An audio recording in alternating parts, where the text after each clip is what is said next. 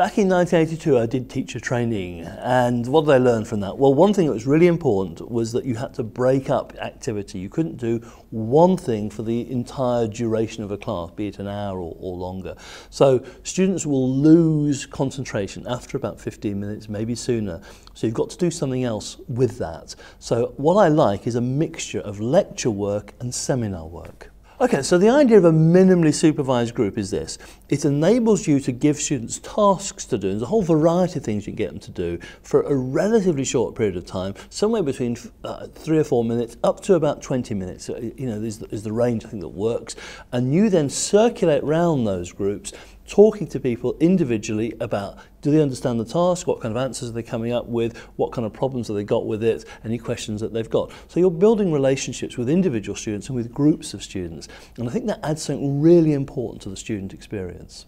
So let's go with an example. Final year psychotherapy outcome research that I teach.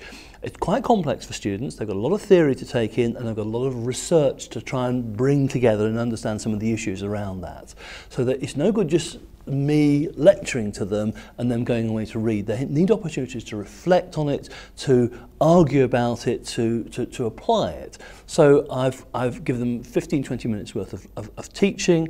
Then they go into their groups, and they've pre-prepared some reading for each of these questions. So they've already got a position to take on this. They're not working cold. They've done some reading about it. Then they can debate. I can go around and circulate, build relationships, respond to questions, throw in extra points, keep people going, keep people motivated. And then after perhaps 20 minutes, I can bring them back together and look at the solutions that they've come up with. So that's classic teaching in my book. It's from primary school onwards, teaching, activity, feedback and response.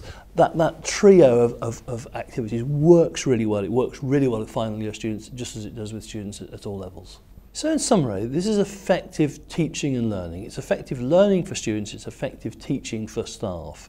So the combination of information giving and minimally supervised small groups where you can go around and talk to groups as they solve your problems is highly effective in my experience, and I strongly advocate that you have a go at this. If you'd like to know more about this, please get in touch with me.